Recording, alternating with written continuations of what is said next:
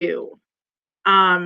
Hopefully the Proctor Elementary staff that are on here say, we do second step every week. But is there something that you all already do for either a curriculum or tying social emotional learning into your classroom, or if you work one-on-one with students, anything like that?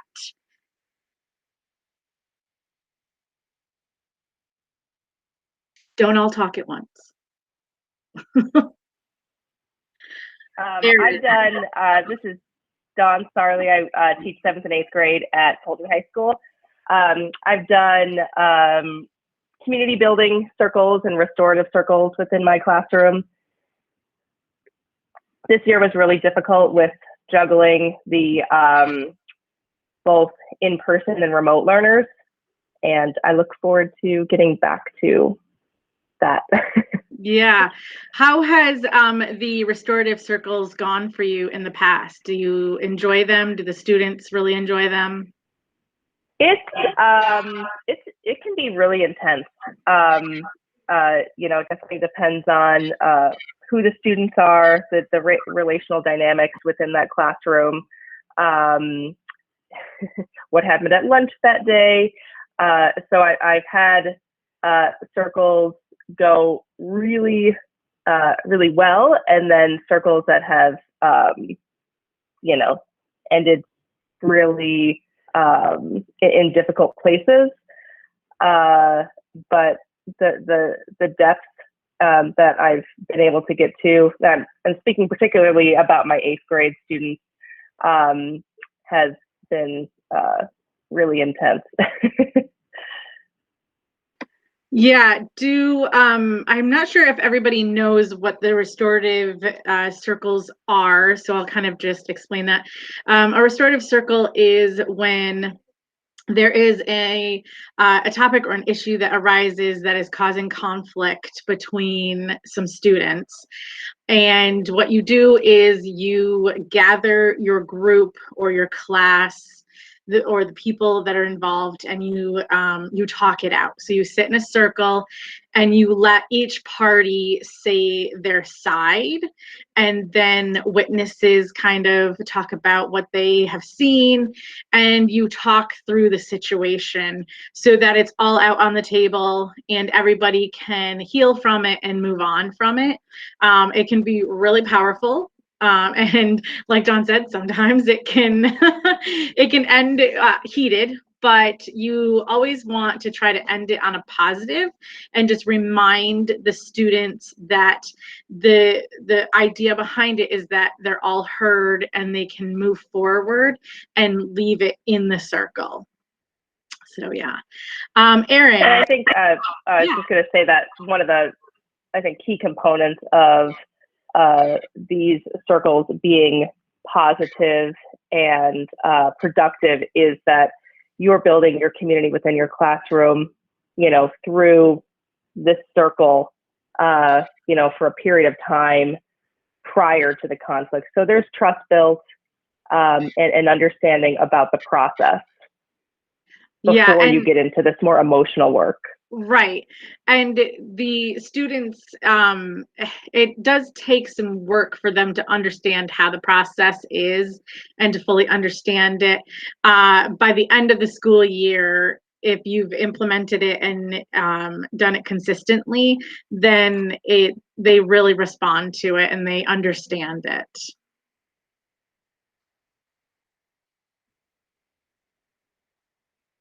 All right, Erin, if you want to go, I see your hand raised.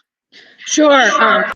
I teach first grade in West Rutland, and some of the things that I use for staff this year, we did restorative circles, and I think my colleagues would agree that was really helpful to let everything out on the table and feel safe and be able to just say how it is and do that. I'm not quite there with little people yet, but I do responsive classroom, morning meeting. I do a lot of let's read a book about a certain kind of behavior or, you know, issue that we might be dealing with. And then I also touch back. Some of us did a training many years ago on Lion's Quest, and I still use stuff from there. Perfect. Anybody else want to share what they do in their classroom for social emotional learning?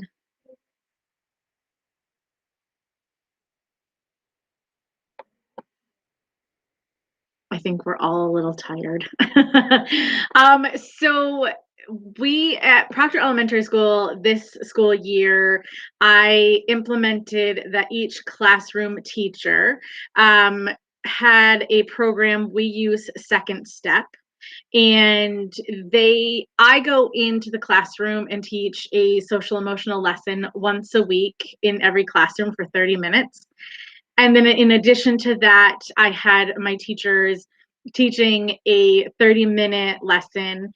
Now, usually the lessons are 30 minutes once a week, but I also, you're able to break them up to morning meetings, 5 minutes, each morning, or however the classroom dynamic worked, it can be embedded into it and kind of broken up so that it works with the flow of the classroom.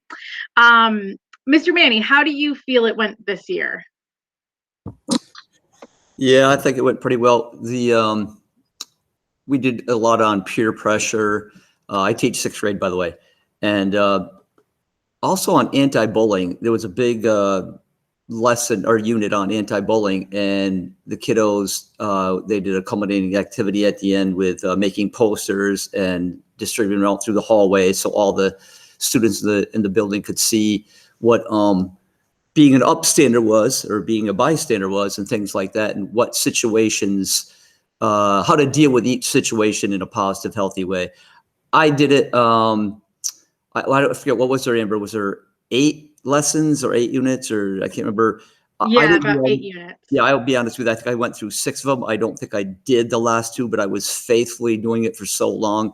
And I know at the end of the year, I'm sure I slacked off, but it was effective. My kiddos did enjoy it. I mean, they were actively engaged in the classroom and with the lessons, which I was pleasantly surprised with. That it was I was a little apprehensive. I didn't know what the program was, how it was going to be, how effective it was going to be, but it was pretty effective. The kids did enjoy it, and they did get a lot out of it, and it did build a lot of community building with my kiddos. So I was happy with that program. Yeah. Perfect. So I know that there is Lion's Quest out there. Is there anybody else that uses a specific program in their classroom for SEL right now?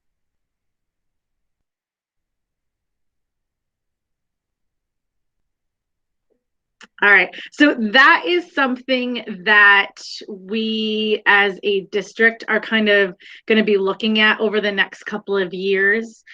With the recovery plan happening for academics and social emotional and health, we're kind of looking at where can we incorporate a little bit more social emotional learning into our class days. And that doesn't always mean a specific program. It can be as simple as a book list for, 7th through 12th graders, a book list that they can choose from that has some, stories that they can relate to, situations that they also can relate to that help guide them through some really tough situations. We know that with our students, we really want to focus on academics. We really want them to understand the reading and the writing and the math. But if Johnny is still thinking about how, he didn't have enough to eat this morning, or how mom just lit into him before he walked into school, then they're not really going to be able to access that learning. So how do we reach them? How do we get them to a place where they're able to learn? And through the social emotional learning, that's the goal, is that they understand when they enter the classroom, there is somebody that is going to listen to them. There's going to be somebody that understands what their life situation is, and that will understand that if they can't sit for 3 minutes when they first get there, they might need to move around, or they might need to eat, or they might need to just decompress a little bit. Then they will be more apt to be able to access that education that you're giving them. So I have a Jam board that I'm going to share the link to. And the question, let me just get this. It's being real slow this morning. All right. So the question is going to be, what do you need help with in the area of social emotional instruction? So it might be, I need a list of materials that I can use, or I need a specific research-based curriculum that I can follow, or anything that you can think of that you need or will need in the future for social emotional instruction. So I'm going to paste that right into the comments. So if you'll all just take about, I'd say 4 minutes to hop on over there and write a couple of things, adding it to the Jamboard, that would be awesome.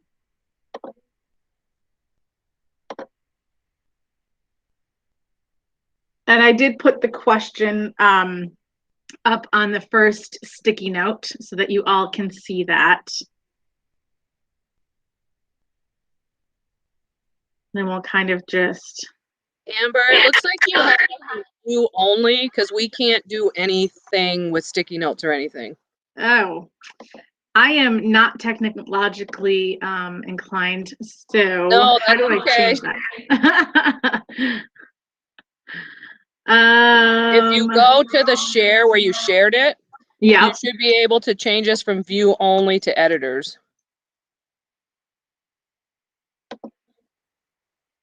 Oh, yes, there it is. All right, do I need to share the link again? No, it says permission updated, so hopefully you guys can do that now.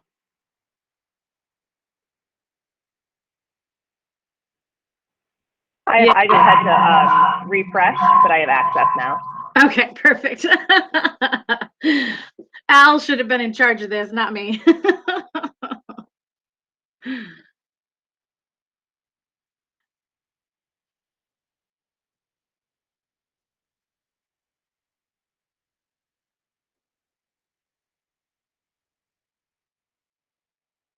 All right, so yeah, if you're not able to do one, just refresh, and then it should be able to, your access should be changed.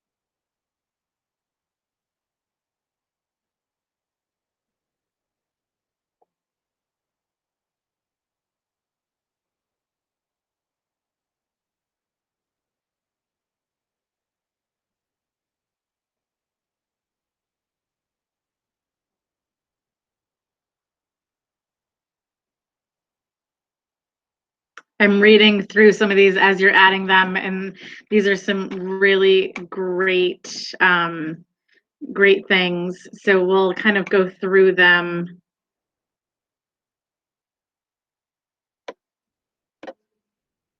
I'm going to move a couple because I think they're still.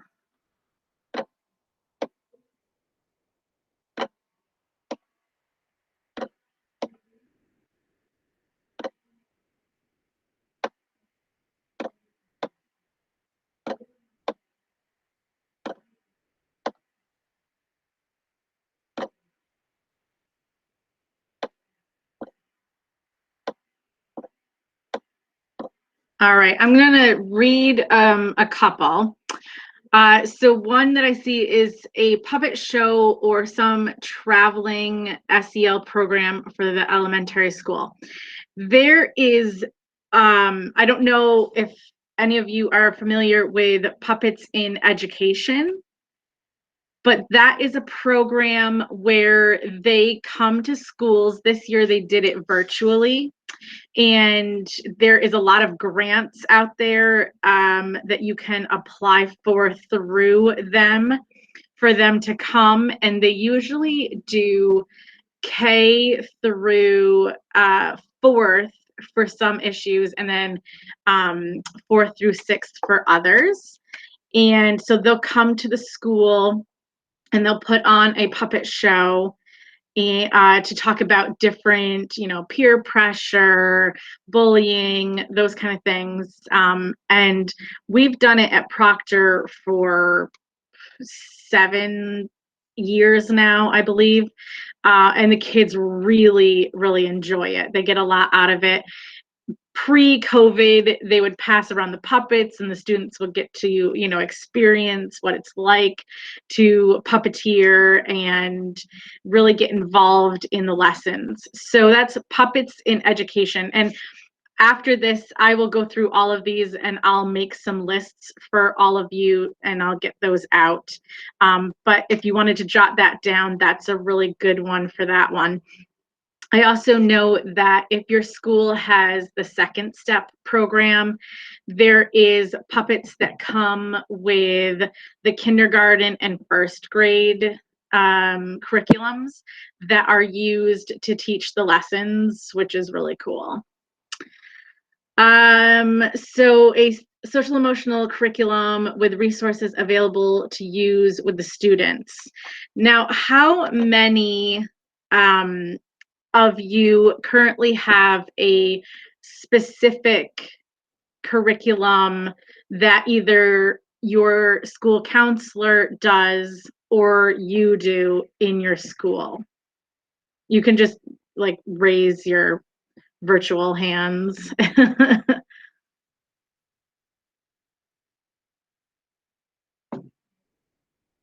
Okay, so not a lot.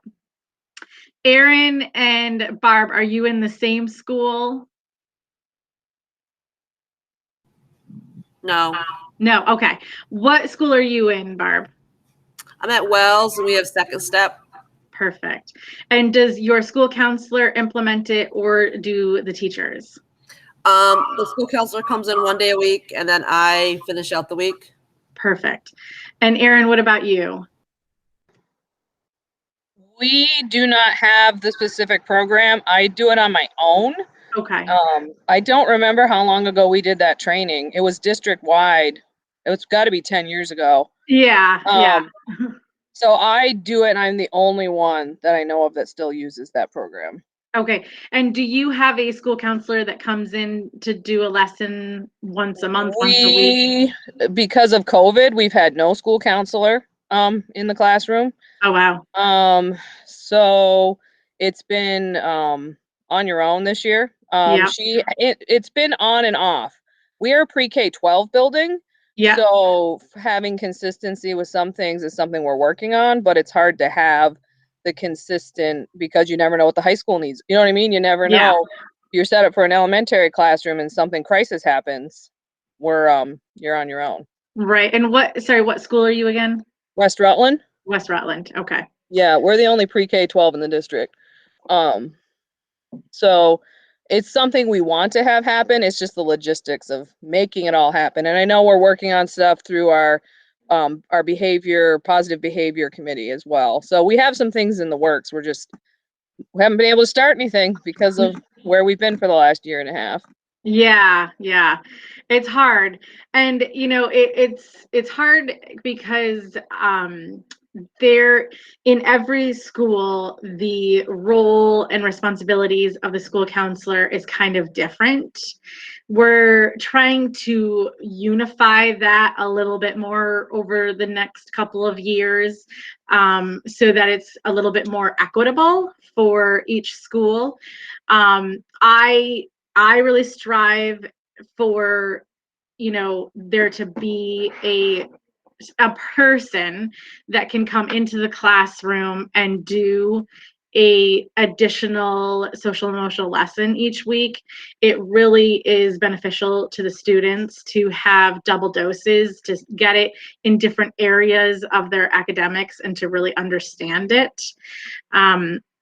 So that is something that I am advocating for, and hopefully can work with others to help implement, because it's hard for all of you to kind of figure out what you should do and what's going to work best and what topics you should have, right? So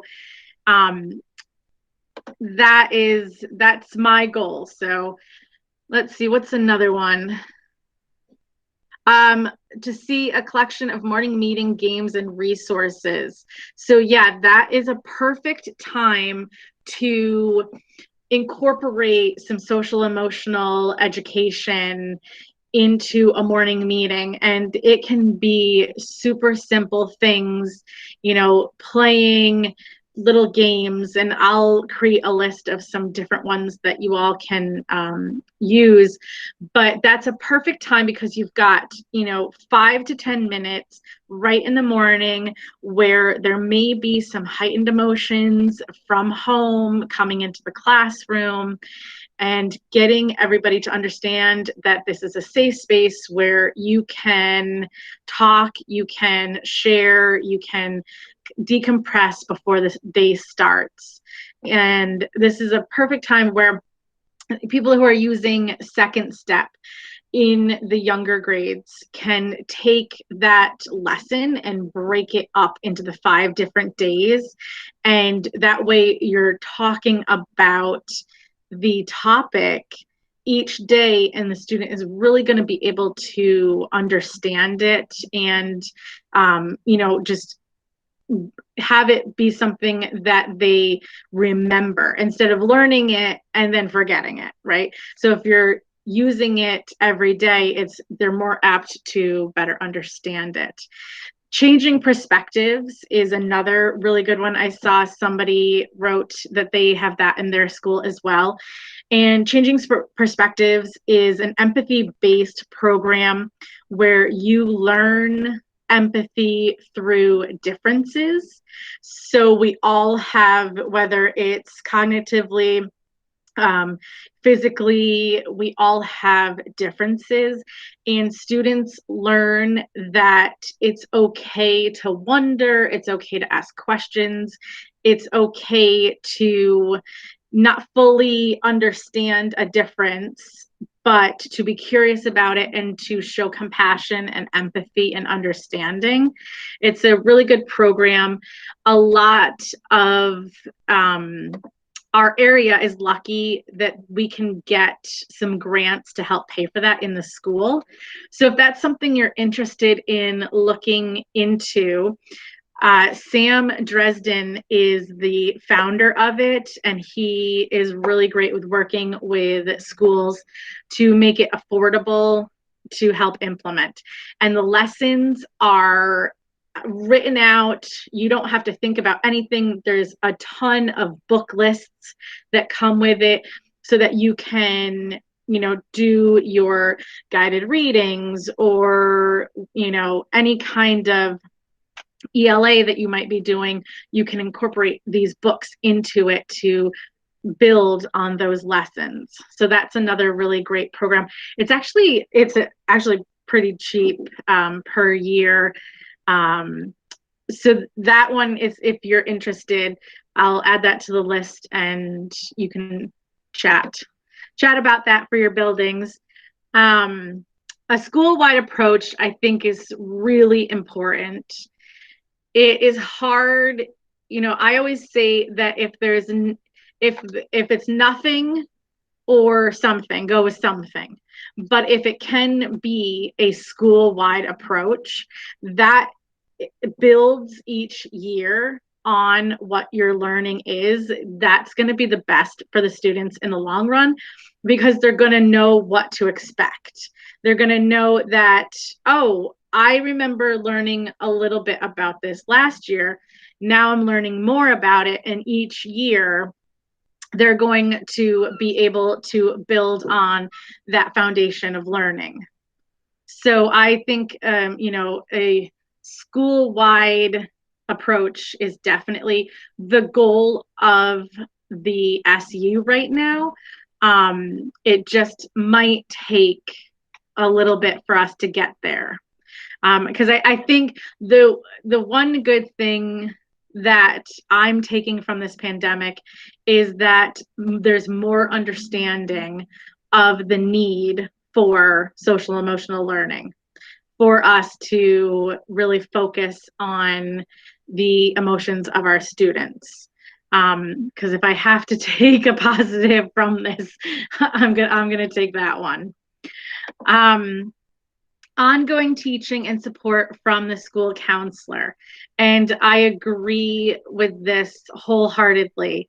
I think that it's important to be able to communicate with the school counselor in your building, and to be able to have a rapport where you can go and, you know, get whatever you need from them, whether it's a book to read that day because there's been some friendship issues in the classroom that week, or you have a student that is struggling and you can't quite reach them, so you need that support from your school counselor. I am hopeful that you have a school counselor that is willing to do that in your building, and that they have the resources that you need for the students, anything that they're in need of. A book list would be great, as well as some themes that we should make sure we're working on within the classroom. A school-wide approach might be helpful. Yeah, so the themes that I'm always going to say are the most beneficial is empathy and compassion. There are a ton of different lessons on this, but I'm a firm believer that if we create a foundation of empathy with our students, they are going to be able to be compassionate, they're going to be able to be understanding, and they're going to be able to work through things with other students a little bit easier if they truly understand what empathy is. So I will definitely make a list of the key things that I use in my school year, if that is going to be helpful to you guys. Videos of the Restorative Circle process. Yeah, I can look into what might be out there for all of you in that area to get a little bit more training on, because they are powerful and they definitely do help. But it's the kind of thing that if you're gonna do it, really do it, and do it consistently for the whole year, because it doesn't work if it's just used once in a while. The students don't really buy into it. You really need to have them take ownership of it and really buy into that. A list of SEL books for all grades. And that's where that changing perspectives is really awesome to have in your school, because the book lists that they provide are amazing. And those lessons can be done by classroom teachers or the school counselor. They are very hands-on. A couple years ago, I try to do different themes each year through them. And a couple years ago, I did the visually impaired. They had a lesson where one student was the seeing eye dog and the other student was visually impaired, and the seeing eye dog had to bring them through a maze. And it really, because it was so hands-on, the students really were able to understand, like, oh my gosh, there's so much that goes into a person who is visually impaired, just even how they walk through life, how they read, and it really opened their eyes into the differences that we have. So it's a really great program. Do any of you have any questions right now on what if you had an idea that you were thinking about and haven't done it yet, or maybe something other than what was written on those that you might need in the future? And even if you don't fully understand what social emotional learning is, that's okay. You can reach out to me personally if you would like to, if you want to ask any questions right now.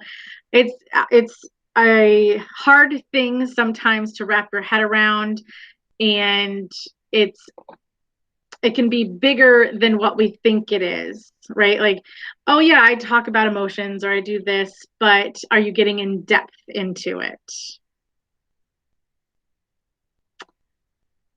I'm doing a lot of talking.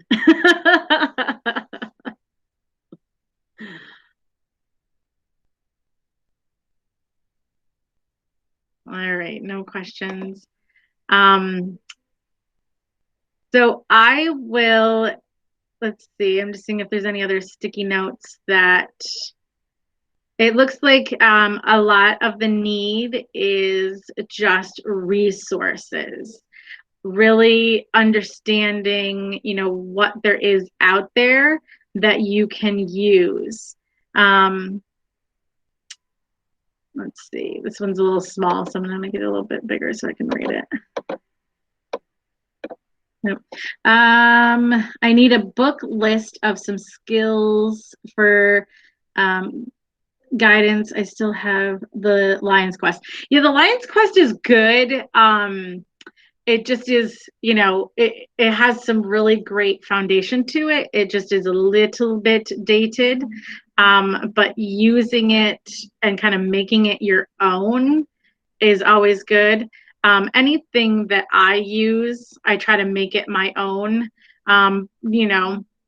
Adding something personal into it, or adding, if it doesn't have an activity, adding an activity into it. Because just like anything, just like reading or math or anything like that, you have to have buy-in. You have to have the students interested and wanting to learn about it. And so, you have to gauge your classroom, gauge your students, and what their interests are. So if you know that your students are more hands-on, kind of building active, then you can create a component with that lesson that gets them moving, gets them creating. If they're more of, they like to visually see it, read it, that kind of thing, then the book lists are great. Your students the best, so working around what their needs are and creating something that they're going to be engaged in is always going to be super beneficial to them.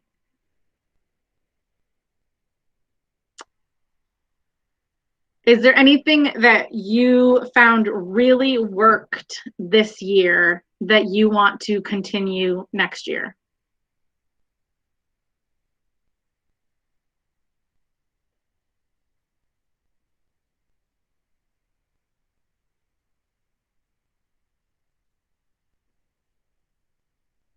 You guys are a lively bunch this morning. All right. Well, I hope that I was able to answer some questions for you today. I'm going to go back through and look at this Jamboard and create some lists for all of you and try to, I'm always available. If you ever have any questions about how you can use this or that, or you need ideas for lessons, or you're struggling with something, I'm the school counselor at Proctor Elementary School, but I am honestly available to all of you if you need anything, okay? I'm just an email or a phone call away. My extension is 3017. So Mr. Manny uses that extension a lot. So I hope you all have an amazing summer, and I hope you get through today and are able to rest this weekend and recharge all of your batteries. Make sure that you are all doing some self-care this summer, whatever your self-care is, whether it's hiking or swimming or camping, any of that. Make sure you're recharging those batteries and getting yourselves ready for next school year, okay? All right, thank you for joining me this morning. Thanks, Amber. Thank you.